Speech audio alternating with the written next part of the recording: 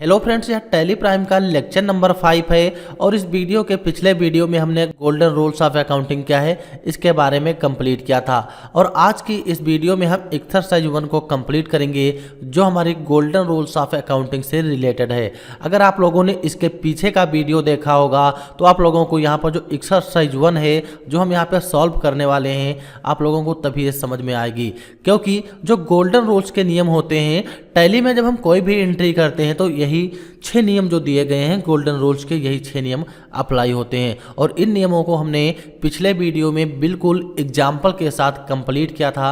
अगर आप लोगों ने इसके पीछे का वीडियो अभी तक नहीं देखा है तो हमारे चैनल पर जाकर इस वीडियो को देख सकते हो और इस वीडियो की लिंक आप लोगों को नीचे डिस्क्रिप्शन बॉक्स में भी मिल जाएगी और वहां से आप लोग इस वीडियो को देख सकते हो। अगर इस वीडियो को आप लोग देखोगे और समझोगे तभी आप लोग जब टैली में कोई भी एंट्री करोगे तो उस एंट्री से डेबिट, क्रेडिट और अकाउंट बहुत ही आसानी से निकाल सकते हो। और इस वीडियो में हम इस एक्सरसाइज को कंप्लीट करेंगे और यहाँ पर देखेंगे कि एक क्वेश्चन से डेबिट, क्रेडिट और उसमें से हम अकाउंट कैसे निकालते हैं। तो चलिए सबसे पहले हम अपने एक्सरसाइज को कंप्लीट करते हैं कि इस एक्सरसाइज को हम कैसे हल करेंगे। और हमने पिछले वीडियो में यह भी बताया था जब हम इस वीडियो को कंप्लीट कर रहे थे कि इस एक्सरसाइज को आप लोग भी सॉल्व करना। अगर आप लोगों ने इस एक्सरसाइज को सॉल्व किया है तो अच्छी बात है, अगर सॉल्व नहीं किया है तो आप लोग एक्सरसाइज को सॉल्व जरूर करिएगा, तभी आप लोग अच्छे से समझ जाओगे। तो चलिए यहाँ पर भी हम एक्सरसाइज को सॉल्व करते हैं। अगर आप लोगों ने एक्सरसाइज को सॉल्व किया होगा तो उन एंट्रियों को हमारे एंट्रियों से मैच करके देखना कि आपके कौन से क्वेश्चन सही हैं और कौन से क्वेश्चन यहाँ पर गलत हैं। तो चलिए हमारा जो सबसे पहला एग्जाम्पल है कि मिस्टर वर्मा परचेस एक कंप्यूटर इन कैश, इसको हम एक अलग फाइल में हल करेंगे, वहाँ पर आप लोग अच्छे से समझ पाएंगे। तो यहाँ से हम अपने उस फाइल को ओपन कर लेते हैं। तो यहाँ पर एक्सरसाइज दी गई है और इसमें सबसे पहला हमारा जो क्वेश्चन है मिस्टर वर्मा परचेस एक कंप्यूटर इन कैश, यानी कि जो मिस्टर वर्मा हैं इन्होंने एक कंप्यूटर खरीदा है वो भी नगद और 18,000 रुपये का।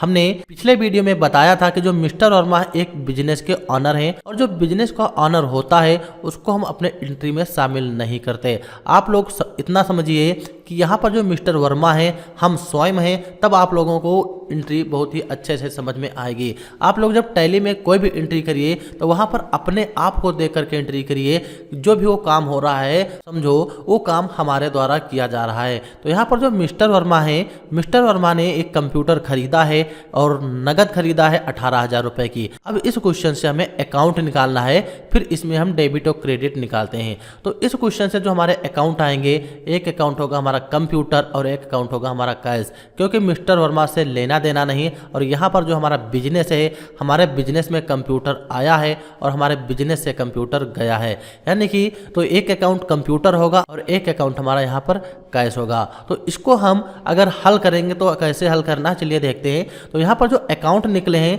सबसे पहला हमारा निकला है अकाउंट कंप्यूटर का। आप लोग यहाँ पर हैंड राइटिंग को ज़्यादा अच्छे से मत देखिएगा, क्योंकि यहाँ पर जो हैंड राइटिंग है, हैंड राइटिंग हमारी अच्छी नहीं बन रही। तो एक अकाउंट हमारा निकलेगा कंप्यूटर का और दूसरा अकाउंट जो यहाँ पे है, दूसरा अकाउंट हमारा निकलेगा कैश का। तो यहाँ पर टोटल 2 अकाउंट आए, एक कंप्यूटर और एक कैश।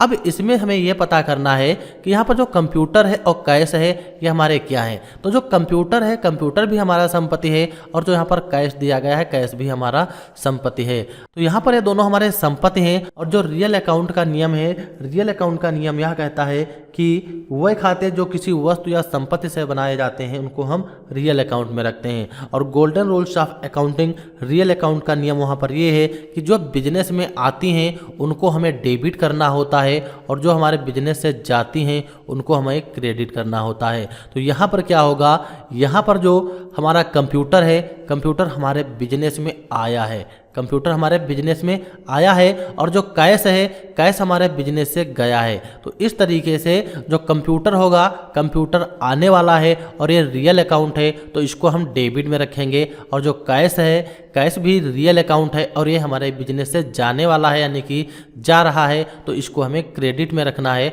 और यहाँ पे जो भी अमाउंट है हमें अमाउंट टाइप कर देना है।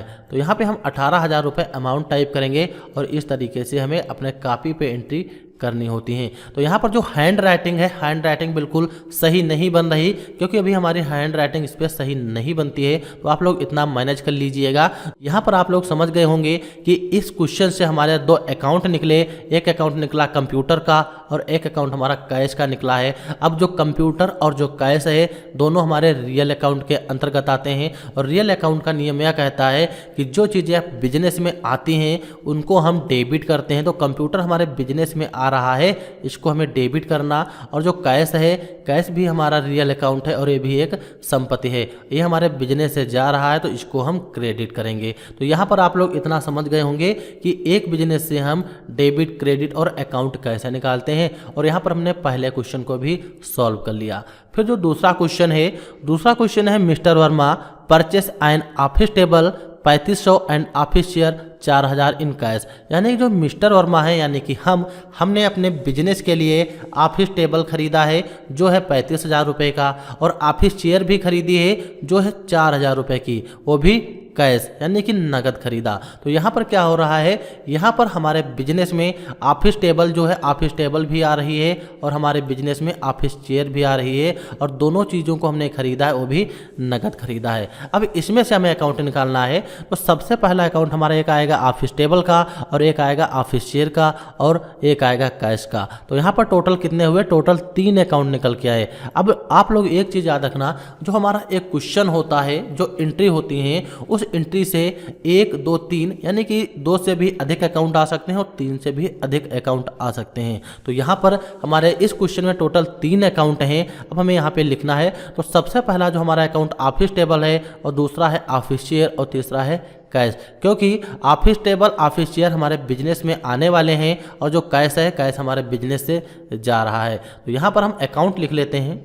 तो यहाँ पर हमने 2 अकाउंट लिखे, एक हमने लिखा ऑफिस टेबल और एक लिखा ऑफिस चेयर, क्योंकि हमारे बिजनेस में ऑफिस टेबल आया है तो हमने यहाँ पर ऑफिस टेबल को लिखा, और ऑफिस चेयर भी आया तो हमने यहाँ पर ऑफिस चेयर भी लिखा। अब हमारे बिजनेस से कैश जा रहा है, तो जो तीसरा अकाउंट हमारा कैश का है, तो यहाँ पर हम कैश लिखेंगे। तो यहाँ पर जो हमारी हैंड राइटिंग है, हमारी हैंड राइटिंग ज़्यादा परफेक्ट नहीं है, तो आप लोग इसको थोड़ा एडजस्ट कर लीजिएगा। अब एक बिजनेस में 2 चीज़ें आई हैं, एक हमारा आया है ऑफिस टेबल और एक आया है ऑफिस चेयर, और इनके बदले यहाँ पे कैश गया। अब इस क्वेश्चन से हमने यहाँ पे अकाउंट तो निकाल लिए, अब हमें यहाँ पे निकालना है डेबिट और क्रेडिट। तो जो ऑफिस टेबल है और ऑफिस चेयर है, ये भी हमारे क्या हैं, ये भी हमारे संपत्ति हैं, यानी कि वस्तुएं हैं, ये हमारे बिजनेस में आई हैं। और जो कैश है, कैश भी हमारी संपत्ति है, और ये तीनों चीज़ें हमारी रियल अकाउंट के अंतर्गत आती हैं। तो जो रियल अकाउंट का नियम है, रियल अकाउंट का नियम यह कहता है, चलो यहाँ पर हम आप लोगों को दिखा देते हैं कि रियल अकाउंट क्या कहता है।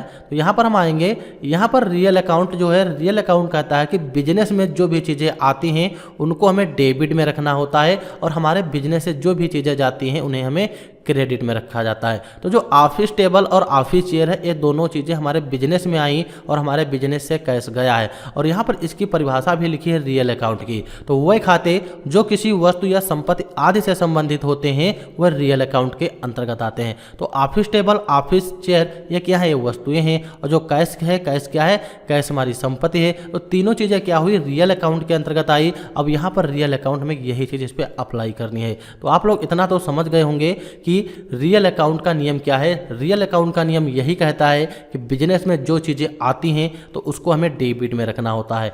यहाँ पर जो ऑफिस टेबल है, ऑफिस टेबल हमारे बिजनेस में आई, इसको हम डेबिट करेंगे, और जो ऑफिस चेयर है, ऑफिस चेयर भी हमारे बिजनेस में आई और इसको भी हम यहाँ पर डेबिट करेंगे। लेकिन जो कैश है, कैश हमारे बिजनेस से जा रहा है तो कैश को हमें क्रेडिट करना है। तो यहाँ पर हम टाइप करेंगे क्रेडिट। ये जो लिखा है क्रेडिट लिखा है, आप लोग एडजस्ट कर लेना। तो क्या हुआ, अब इस क्वेश्चन में 2 डेबिट आए और 1 क्रेडिट आया। अब यहाँ पर 2 डेबिट आए हैं और हमारा 1 क्रेडिट आया। तो यहाँ पर आप लोग बिल्कुल भी कंफ्यूज मत होइएगा, क्योंकि जब हम टैली की कोई भी एंट्री करते हैं तो एक क्वेश्चन से 2 डेबिट भी आ सकते हैं, 3 डेबिट भी आ सकते हैं और 4 डेबिट भी आ सकते हैं, और उस क्वेश्चन से 2-3 क्रेडिट भी आ सकते हैं। तो यहाँ पर हम जिस तरीके से आगे अपने वीडियो पढ़ते जाएंगे और हमारी जो भी छोटी छोटी कन्फ्यूजन है वो सारी दूर होती जाएंगे। तो यहाँ पर क्या हुआ, इस क्वेश्चन से डेबिट हमारा 2 बार आया और 1 बार क्रेडिट आया।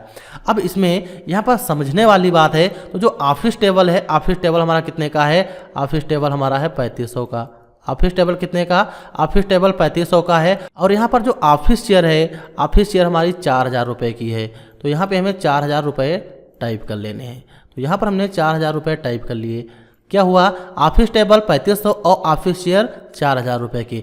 अब यहाँ पर हम क्रेडिट में जब करेंगे तो क्रेडिट में हमारा आएगा 7,500 रुपये। ऐसा इसलिए क्योंकि ऑफिस चेयर हमने खरीदी है 4,000 रुपये की अपने बिजनेस के लिए और ऑफिस टेबल हमने 3500 की खरीदी। तो दोनों आइटम हमने खरीदे अपने बिजनेस के लिए। अब जब हम किसी दुकान पे जाएंगे कोई सामान लेंगे तो वहाँ पर हम ये थोड़ा करेंगे कि ऑफिस टेबल और ऑफिस चेयर दोनों एक साथ लिए, हमने पहले ऑफिस टेबल का पेमेंट किया फिर ऑफिस चेयर का। ऐसा नहीं होता। जब हम किसी दुकान पर जाते हैं चाहे एक साथ जितना सामान लें उसको हमें लिस्ट में लिखना होता है, लेकिन जब हम क्रेडिट करेंगे यानी कि पेमेंट जब हम देंगे तो एक साथ पेमेंट देते हैं। तो यहाँ पर वही चीज़ें हुई हैं, क्योंकि ऑफिस टेबल बिजनेस में आया, ऑफिस चेयर हमारे बिजनेस में आया और ऑफिस टेबल 3500, ऑफिस चेयर 4,000 का, और जो कैश है कैश हमने उसको दिया तो एक साथ कैश दिया ना, तो यहाँ पर 7,500 रुपये आ जाएगा। तो इस तरीके से अगर एक क्वेश्चन में 2 या 3 अकाउंट आए, हम कैसे अकाउंट निकालते हैं और उसमें डेबिट क्रेडिट कैसे निकालते हैं। तो ये क्वेश्चन भी आप लोगों को समझ में आ गया होगा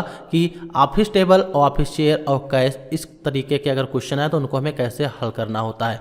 फिर यहाँ पे नेक्स्ट क्वेश्चन है। नेक्स्ट क्वेश्चन हमारा है मिस्टर वर्मा ओपन ए बैंक अकाउंट, यानी कि जो मिस्टर वर्मा इन्होंने एक खाता खुलवाया, यानी कि एक बैंक अकाउंट ओपन किया HDFC बैंक में, और इन्होंने जो बैंक अकाउंट ओपन किया HDFC बैंक में और डिपॉजिट कैश 50,000 रुपये, और इन्होंने अपने खाते में 50,000 रुपये जमा किए। अब इस क्वेश्चन से हमको अकाउंट निकालने हैं। तो यहाँ पर क्या है, मिस्टर वर्मा है जो बिजनेस के ऑनर हैं, इनसे हमें कोई लेना देना नहीं। मान लीजिए हम हैं, हम बैंक में गए और वहाँ पे अपना अकाउंट ओपन किया और उस बैंक में हमने 50,000 रुपये जमा कर दिए। तो यहाँ पर सबसे पहला हमारा अकाउंट आएगा HDFC बैंक का, और जो दूसरा अकाउंट है दूसरा अकाउंट कैश आएगा, क्योंकि हमने एक बैंक अकाउंट ओपन किया और उस अकाउंट में हमने 50,000 रुपये जमा किए। तो यहाँ पर कितने अकाउंट आएंगे, 2। तो सबसे पहला अकाउंट हमारा आएगा HDFC बैंक का।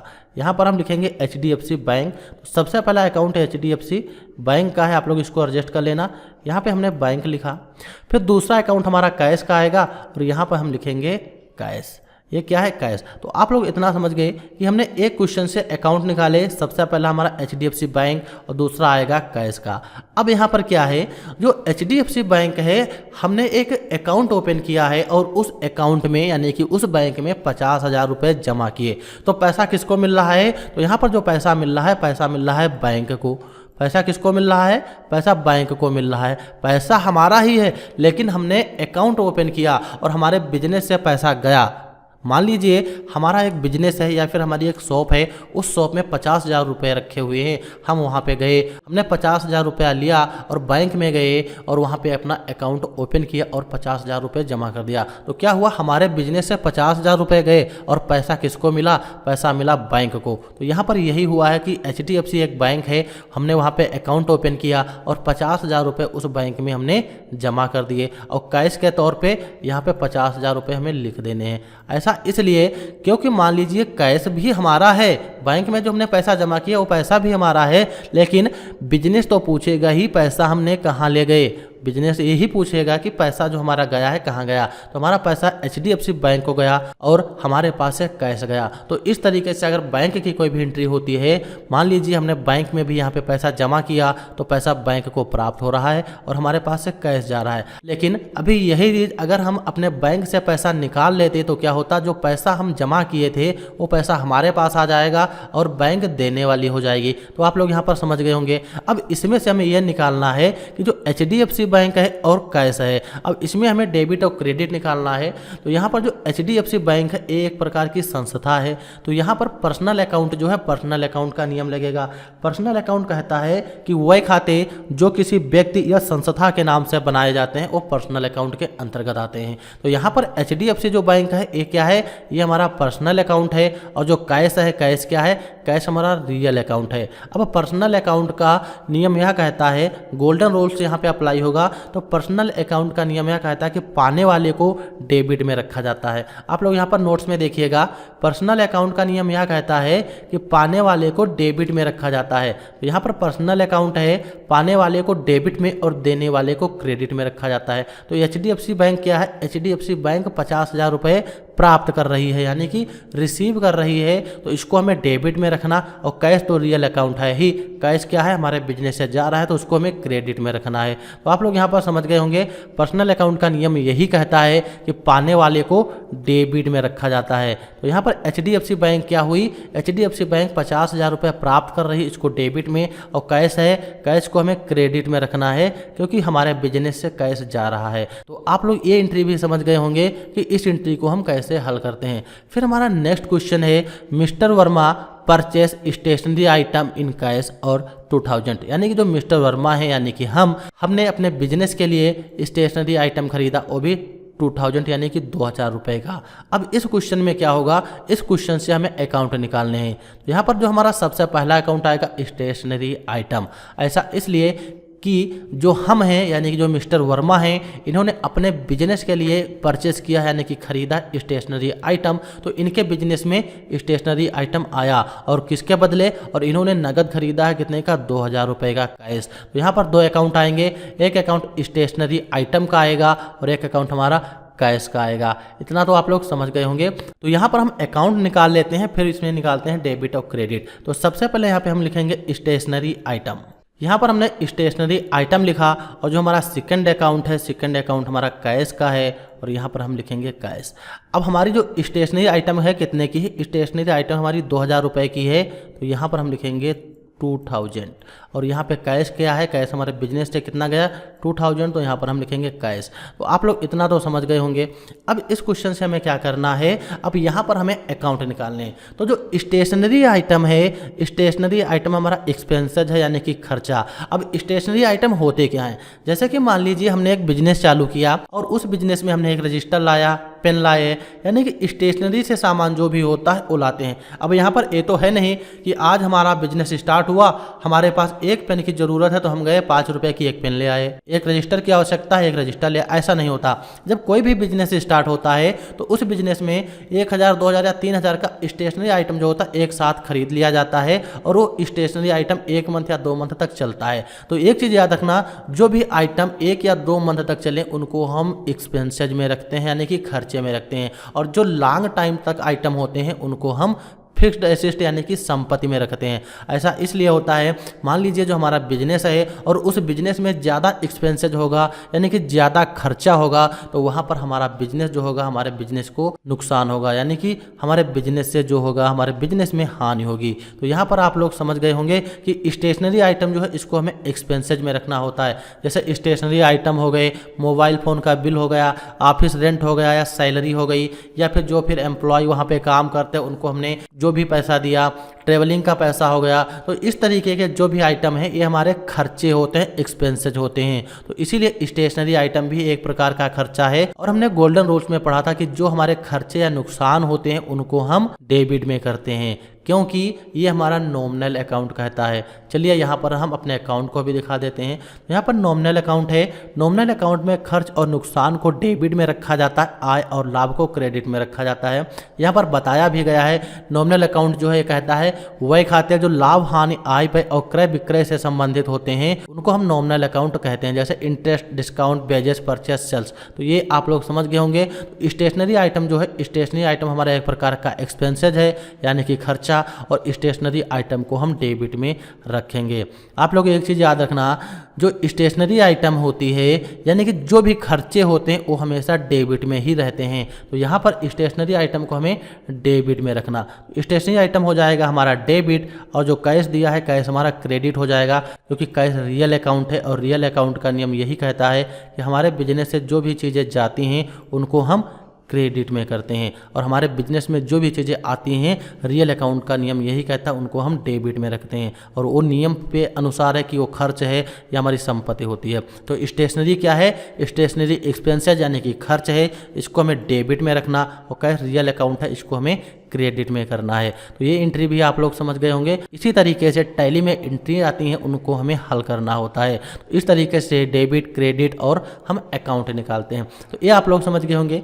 फिर नेक्स्ट जो हमारा क्वेश्चन है, नेक्स्ट हमारा क्वेश्चन है यहाँ पे, mister Verma purchase A mobile phone 5000 from Raj telecom on credit. तो ये क्वेश्चन आप लोग इसके पिछले वाला अगर वीडियो देखे होंगे तो बहुत ही आसानी से समझ गए होंगे, क्योंकि यहाँ पर ये कहा जा रहा है जो मिस्टर वर्मा हैं इन्होंने अपने बिजनेस के लिए एक मोबाइल फ़ोन खरीदा है और 5000 रुपये का वो भी राज टेलीकॉम से यानी कि उधार खरीदा। तो यहाँ पर जो मोबाइल फ़ोन खरीदा गया है उधार खरीदा गया, यानी कि इनके बिजनेस में मोबाइल फ़ोन आया है और इनके बिजनेस से गया कुछ नहीं, क्योंकि उन्होंने उधार खरीदा है और उधार देने वाले कौन हुए? राज टेलीकॉम हुए। इस क्वेश्चन को हमने पिछले वीडियो में सॉल्व किया था, यहाँ पर आप लोग अभी देख पा रहे होंगे। यानी कि जो राहुल है, राहुल ने 4000 का एक फ़ोन खरीदा और वो भी किससे? मोहन से उधार खरीदा था। तो यहाँ पर डेबिट में फ़ोन को रखा गया था, क्योंकि फ़ोन जो है रियल अकाउंट है, हमारी संपत्ति है, इसको हमने डेबिट में रखा। और मोहन पर्सनल अकाउंट था, पर्सनल अकाउंट का नियम कहता है देने वाले को क्रेडिट में करते हैं। अगर आप लोगों ने पीछे का वीडियो देखा होगा तो आप लोग इस क्वेश्चन को बहुत ही आसानी से समझ जाओगे। तो यहाँ पर क्या है? यहाँ पर mister Verma purchase A mobile phone from Raj telecom on credit, यानी कि जो मिस्टर वर्मा हैं इन्होंने एक मोबाइल फ़ोन खरीदा है 5000 रुपये का, वो भी राज टेलीकॉम से उधार। तो यहाँ पर पहला अकाउंट मोबाइल फ़ोन और दूसरा अकाउंट राज टेलीकॉम होगा, क्योंकि जब हम एंट्री में किसी से उधार लेते हैं तो जिस व्यक्ति से हम उधार लेंगे उस व्यक्ति को हम एंट्री में शामिल करते हैं, क्योंकि वो व्यक्ति हमें देता है। तो यहाँ पर पहला अकाउंट मोबाइल फ़ोन का है और दूसरा अकाउंट राज टेलीकॉम का। तो यहाँ पर हम पहला अकाउंट टाइप करते हैं मोबाइल फ़ोन। यहाँ पर हमने मोबाइल फ़ोन टाइप किया और जो सेकंड अकाउंट है राज टेलीकॉम का, यहाँ पे हम लिखेंगे राज टेलीकॉम। यहाँ पर हमने अकाउंट तो निकाल लिए, पहला अकाउंट मोबाइल फ़ोन का है, दूसरा राज टेलीकॉम का, और इसे अब हमें डेबिट और क्रेडिट निकालना है। सबसे पहले जो हमने मोबाइल फ़ोन खरीदा है, मोबाइल फ़ोन हमारा 5000 रुपये का है। तो यहाँ पर हम अमाउंट टाइप करेंगे, और जो हमारा राज टेलीकॉम है इन्होंने 5000 रुपये दिए, तो इनके नीचे भी हमें अमाउंट टाइप करना है। अब यहाँ पर मोबाइल फ़ोन और राज टेलीकॉम है। तो मोबाइल फ़ोन क्या है? मोबाइल फ़ोन हमारी संपत्ति है, यानी कि वस्तु है।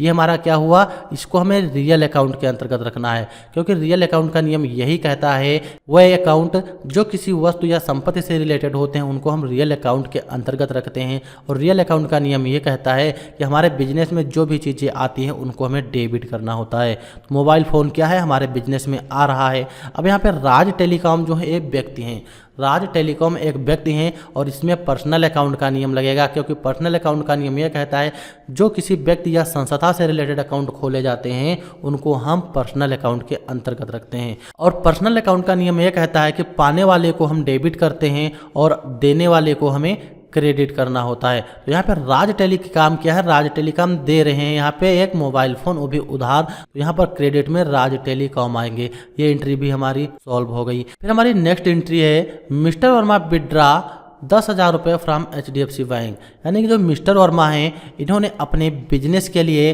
10,000 रुपये फ्रॉम HDFC बैंक से निकाले, यानी कि 10,000 रुपये इन्होंने निकाला है HDFC बैंक से। अब इसमें हमें अकाउंट निकालना, तो सबसे पहले यहाँ पे विड्रा, यानी कि मिस्टर वर्मा जो हैं, मान लीजिए जो मिस्टर वर्मा है इनका एक बिजनेस है और इनके बिजनेस में 10,000 रुपये की आवश्यकता है। तो ये बैंक गए और वहाँ से 10,000 रुपये लेके आ गए। तो इनके पास क्या आया? मिस्टर वर्मा के पास कैश आया है, और यहाँ पर कैश दिया किसने? तो यहाँ पे HDFC बैंक है, HDFC बैंक ने इनको कैश दिया। आप लोग इसके पिछले एंट्री देखे होंगे, जो 3 नंबर एंट्री है, यहाँ पर क्या हुआ था? मिस्टर वर्मा ओपन ए बैंक अकाउंट है, वहाँ पर एक खाता खुलवाया था। वो खाता इन्होंने 50,000 रुपये से खुलवाया, यानी कि उन्होंने 50,000 रुपये अपने बैंक में जमा किए थे। जब इन्होंने बैंक में 50,000 रुपये जमा किया था तो वहाँ पर डेबिट बैंक हो रही थी और क्रेडिट में कैश हो रहा था। ऐसा इसलिए क्योंकि पैसा बैंक पा रही थी और इनके बिजनेस से कैश जा रहा था। लेकिन इस एंट्री में ये नहीं होगा, इस एंट्री में ये होगा कि मिस्टर वर्मा जो हैं इनको कैश प्राप्त हो रहा है, इनको कैश प्राप्त हो रहा है और बैंक देने वाली है। तो इसकी एंट्री चलो कैसे करते हैं ये भी देख लेते हैं। तो यहाँ पर सबसे पहले अकाउंट निकालना।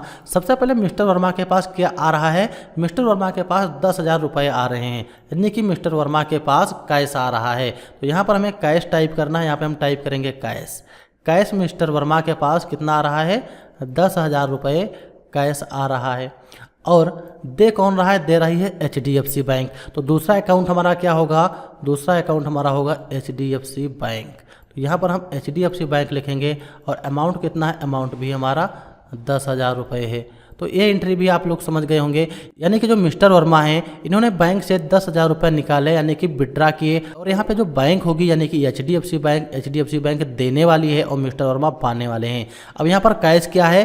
कैश हमारी रियल अकाउंट के अंतर्गत आता है और रियल अकाउंट का नियम यही कहता है कि आने वाला यानी कि बिजनेस में जो भी चीज़ें आती हैं उनको हमें डेबिट में रखा जाता है। तो कैश क्या है, कैश हमारे बिजनेस में आ रहा है और इसको हम रखेंगे डेबिट में। और यहाँ पे जो HDFC बैंक है यानी कि जो बैंक है ये हमारा पर्सनल अकाउंट के अंतर्गत आएगा, इसको हमें क्रेडिट में करना है। तो यहाँ पे हम लिखेंगे डेबिट में कैश 10,000 रुपये, क्रेडिट में HDFC बैंक 10,000 रुपये, क्योंकि बिजनेस में 10,000 रुपये आए और देने वाली बैंक हुई। तो ये एंट्री आप लोग भी समझ गए होंगे, इसको हम कैसे सॉल्व करते हैं। फिर हमारा नेक्स्ट है मिस्टर वर्मा पेड कैश 5,000 रुपये टू राज टेलीकॉम, यानी कि जो मिस्टर वर्मा हैं इन्होंने राज टेलीकॉम को 5,000 रुपये दे दिए।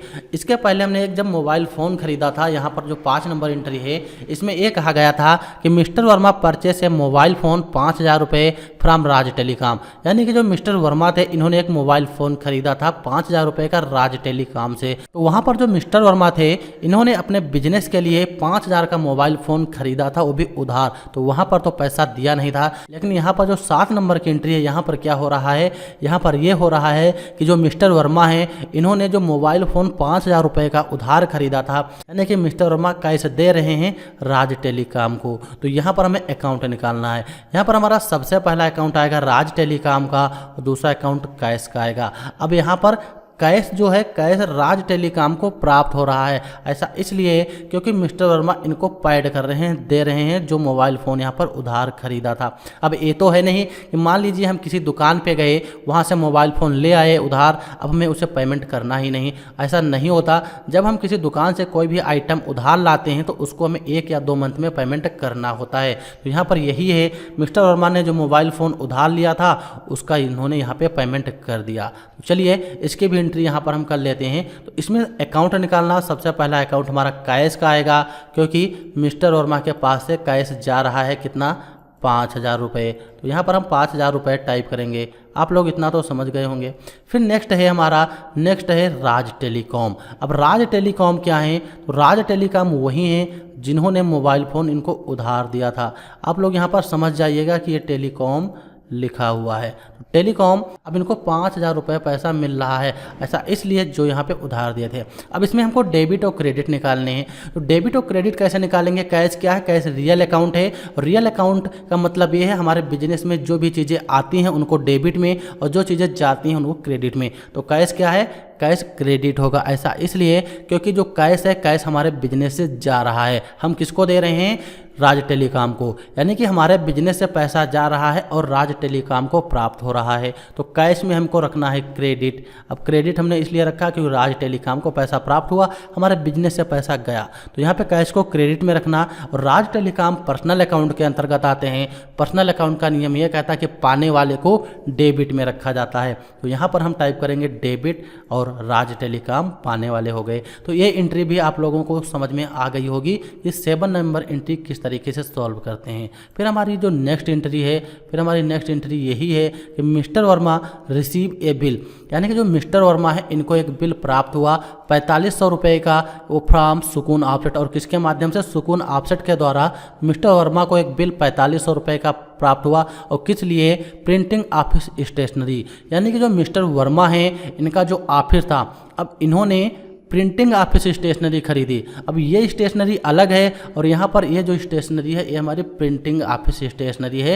यानी कि जब हम कोई भी बिजनेस स्टार्ट करते हैं उस बिजनेस में बैनर, पोस्टर, पर्चा, एडवर्टाइजर के लिए हमें बहुत सी चीज़ों कोई आवश्यकता होती है। तो यहाँ पर जो मिस्टर वर्मा हैं इन्होंने अपने बिजनेस के लिए कोई भी प्रिंटिंग ऑफिस स्टेशनरी खरीदी है, वो भी उधार, क्योंकि इनको बिल प्राप्त हुआ है 4500 रुपये का फ्रॉम सुकून ऑफसेट की सहायता से। तो यहाँ पर हमें 2 अकाउंट निकालने हैं। तो यहाँ पर हमें अकाउंट निकालने हैं। तो सबसे पहला हमारा अकाउंट आएगा प्रिंटिंग ऑफिस स्टेशनरी का, एक अकाउंट हमारा आएगा प्रिंटिंग ऑफिस स्टेशनरी का और एक अकाउंट होगा सुकून ऑफसेट। अब ऐसा इसलिए क्योंकि मिस्टर वर्मा को बिल प्राप्त हुआ, तो जाहिर सी बात है कि जो मिस्टर वर्मा हैं इनको एक बिल प्राप्त हुआ और इन्होंने जो भी स्टेशनरी आइटम खरीदी है वो उधार खरीदी होगी। तो यहाँ पर क्या होगा, यहाँ पर अकाउंट निकालना। तो सबसे पहला हम प्रिंटिंग ऑफिस स्टेशनरी का अकाउंट निकालेंगे, या फिर नॉर्मली यहाँ पर हम स्टेशनरी आइटम भी टाइप कर सकते हैं। तो यहाँ पर हम स्टेशनरी आइटम टाइप करेंगे, यानी कि जो मिस्टर वर्मा हैं इन्होंने अपने बिजनेस के लिए स्टेशनरी आइटम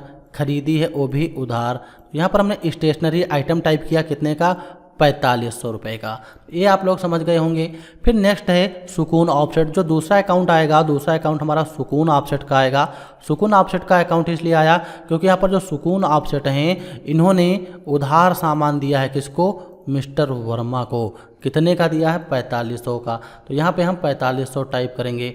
आप लोग हमारी हैंड राइटिंग पर ध्यान मत दीजिएगा, हमारे कॉन्सेप्ट को समझिएगा, क्योंकि जो हैंड राइटिंग है थोड़ा यहाँ पे परफेक्ट नहीं बन रही। तो यहाँ पर क्या, ये जो लिखा हुआ ये हमारा स्टेशनरी आइटम है और यहाँ पर जो लिखा हुआ ये हमारा सुकून ऑफसेट है। तो यहाँ पर क्या हो रहा है, जो मिस्टर वर्मा है इनको एक बिल प्राप्त हुआ था 4500 रुपये का सुकून ऑफसेट के द्वारा और प्रिंटिंग ऑफिस स्टेशनरी का। तो इनके बिजनेस में क्या आया, इनके बिजनेस में स्टेशनरी आइटम आया। अब इन्होंने उधार खरीदा हो चाहे नगद खरीदा हो, लेकिन इनके बिजनेस में स्टेशनरी आइटम आया तो है। तो यहाँ पर स्टेशनरी आइटम इनके बिजनेस में आया और स्टेशनरी आइटम क्या है, एक्सपेंसेज है, यानी कि खर्चा होता है। हमने बताया भी था कि जो हमारे खर्चे होते हैं उनको हम नॉमिनल अकाउंट में रखते हैं और नॉमिनल अकाउंट का नियम ये कहता है बिजनेस में जो खर्च या नुकसान हो उनको हमें डेबिट में करना होता है, या फिर आय और जो लाभ होते हैं उनको हमें क्रेडिट में करना होता है। अभी इनके बारे में हम एक बार और डिस्कस कर लेंगे, तब आप लोगों को और अच्छे समझ में आ जाएंगे। तो स्टेशनरी आइटम क्या हमारे बिजनेस में आ रहा है और ये क्या है, एक्सपेंसेज है, यानी कि खर्चा है। तो स्टेशनरी आइटम को हम क्या करेंगे, डेबिट करेंगे। यहाँ पर स्टेशनरी आइटम को हमने डेबिट किया। अब सुकून ऑफसेट क्या है, सुकून ऑफसेट एक व्यक्ति है या फिर एक दुकान होगी। दुकान होगी तो संस्था है, व्यक्ति होंगे तो व्यक्ति हैं ही। तो यहाँ पर जो सुकून ऑफसेट है इनको हमें पर्सनल अकाउंट के अंतर्गत रखना है, क्योंकि पर्सनल अकाउंट का नियम यह कहता है कि जो व्यक्ति या संस्था हो वो पर्सनल अकाउंट के अंतर्गत आते हैं। और इसका जो गोल्डन रूल्स है, गोल्डन रूल्स में पर्सनल अकाउंट का मतलब है कि पाने वाले को डेबिट में रखा जाता है और देने वाले को क्रेडिट में रखा जाता है। तो सुकून ऑफसेट यहाँ पे क्या कर रहे हैं, सुकून ऑफसेट यहाँ पर दे रहे हैं, यानी कि ऑफिस स्टेशनरी उधार दिया तो देने वाले तो सुकून ऑफसेट ही हैं। तो यहाँ पर हम इनको करेंगे क्रेडिट। तो आप लोग इतना तो समझ गए होंगे कि डेबिट में स्टेशनरी आइटम और क्रेडिट में सुकून ऑफसेट रखना है। अब इसी तरीके से हमने एक एंट्री ऊपर भी की थी जहाँ पे हमने mister Verma purchase stationery item in cash, लेकिन यहाँ पर जो हमने स्टेशनरी आइटम खरीदी थी वो नगद खरीदी थी और यहाँ पर जो स्टेशनरी आइटम खरीदा गया वो हमारा उधार खरीदा गया। तो ये एंट्री आप लोग भी समझ गए होंगे। फिर इस एक्सरसाइज का हमारा नेक्स्ट क्वेश्चन है, मिस्टर वर्मा विड्रा 4000 रुपये HDFC बैंक। आप लोग यहाँ तक अभी समझिएगा, जो मिस्टर वर्मा हैं इन्होंने 4000 रुपये निकाले हैं HDFC बैंक से, लेकिन किस लिए, फॉर पर्सनल यूज के लिए। अब यहाँ पर एक टॉपिक है उसको अच्छे से समझिएगा। जब हम बिजनेस के लिए कोई पैसा निकालें या फिर कोई सामान लाएं या फिर यानी कि बिजनेस को देखकर जब हम कोई भी लेन देन करते हैं तो हम बिजनेस के दायरे में करते हैं।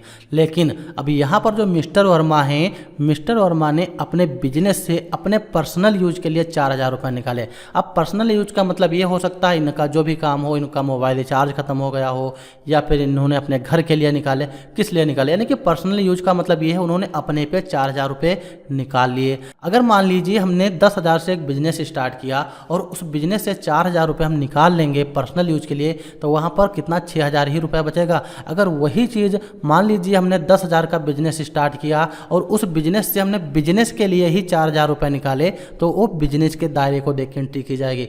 लेकिन यहाँ पर मिस्टर वर्मा ने 4000 रुपये अपने पर्सनल यूज के लिए निकाले, तो इसकी एंट्री दूसरे हिसाब से होगी। और इसी तरीके से एक सेम क्वेश्चन हमारा यहाँ पर भी था, जहाँ पर मिस्टर वर्मा ने 10,000 रुपये HDFC बैंक के लिए निकाले थे। अब यहाँ पर जो इन्होंने 10,000 रुपये निकाला था वो इन्होंने बिजनेस के लिए ही निकाला था। तो इसमें हमने क्या किया था, कैश इनके बिजनेस में आया था और इनके HDFC जो बैंक थी वो देने वाली थी। अब यहाँ पर जो होगी, तो यहाँ पर जो हम अकाउंट निकालेंगे, एक अकाउंट तो हमारा HDFC बैंक होगा ही, लेकिन जो यहाँ पे विड्रा लिखा है, विड्रा को हमें विड्रा के अंतर्गत ही रखना है, क्योंकि ये क्या है, पूंजी निकाल ली गई है बिजनेस से। अब यहाँ पर इन्होंने जो पूंजी देखा होगा, जब हम बिजनेस में कोई पूंजी लगाते हैं तो उसको कैपिटल अकाउंट के अंतर्गत रखते हैं। तो यहाँ पर हम कैपिटल भी टाइप कर सकते हैं और यहाँ पर हम विड्रा भी टाइप कर सकते हैं, या फिर हम इसको आहरण करना, जिसको हम ड्राइंग बोलते हैं, वो भी यहाँ पर लिख सकते हैं। तो आप लोग इतना समझ गए होंगे। लेकिन यहाँ पर जो मिस्टर वर्मा है 4000 रुपये इन्होंने अपने पर्सनल यूज के लिए बैंक से निकाल लिया। तो इसमें हमें 2 अकाउंट निकालने हैं। तो सबसे पहला अकाउंट हमारा विड्रा का निकलेगा। अब यहाँ पर हमें कैश का नहीं, अगर हम अपने बिजनेस के लिए निकालते तो वहाँ पर हम कैश का एक अकाउंट करते, लेकिन यहाँ पर विड्रा का अकाउंट बनेगा। और HDFC बैंक है, ये हमारी देने वाली है, इसको हम अपने HDFC बैंक यानी कि एक दूसरा अकाउंट आएगा। तो यहाँ पर आप लोगों को समझ में आ गया होगा, क्योंकि जो मिस्टर वर्मा है इन्होंने 4,000 रुपये अपने पर्सनल यूज के लिए निकाले हैं। तो इसमें हमें एक अकाउंट हमारा आएगा विड्रॉल का, एक अकाउंट हमारा आएगा यहाँ पे विड्रॉ का। तो यहाँ पे हम टाइप करेंगे विड्रॉ। एक अकाउंट हमारा विड्रॉ का आया कितना, 4,000 रुपये, क्योंकि 4,000 रुपये मिस्टर वर्मा ने निकाले। अब किसके माध्यम से, HDFC बैंक। तो HDFC बैंक देने वाली हुई। और यहाँ पे हम टाइप करेंगे HDFC बैंक। तो HDFC बैंक जो है ये हमारा दूसरा अकाउंट है। यहाँ पे हम टाइप करेंगे HDFC। अब बैंक कितना दिया, 4,000 रुपये। तो यहाँ पे हमें 4,000 रुपये टाइप कर लेने हैं। आप लोग इतना तो समझ गए होंगे, ये लिखा है विड्रॉल और ये लिखा है हमारा HDFC बैंक। अब यहाँ पे जो विड्रॉल है, विड्रॉल क्या है, तो विड्रॉल को हम रखेंगे डेबिट में, और HDFC बैंक क्या हुई, देने वाली हुई, क्योंकि हम बिजनेस से पैसा निकाल रहे हैं। पैसा क्या है, पैसा हमारे सामने आ रहा है। अब आप लोग वहाँ पे पढ़े होंगे विड्रॉल यानी कि कैपिटल अकाउंट, जब किसी बिजनेस से कोई भी पूंजी निकाली जाए या फिर उस बिजनेस में पूंजी लगाई जाती है तो उसको हम कैपिटल अकाउंट के अंतर्गत रखते हैं। तो यहाँ पर क्या होगा, आप लोगों ने यहाँ पे पर्सनल अकाउंट का नियम पढ़ा होगा। तो पर्सनल अकाउंट का नियम यह कहता है कि वह खाते जो किसी व्यक्ति या संस्था के नाम से बनाए जाते हैं वह पर्सनल अकाउंट कहलाते हैं। जैसे Mohit Rahul bank ABC capital, capital का मतलब होता है बिजनेस में पैसा लगाना, या और यहाँ पे ड्राइंग, ड्राइंग का मतलब होता है आहरण करना यानी कि पैसा निकालना।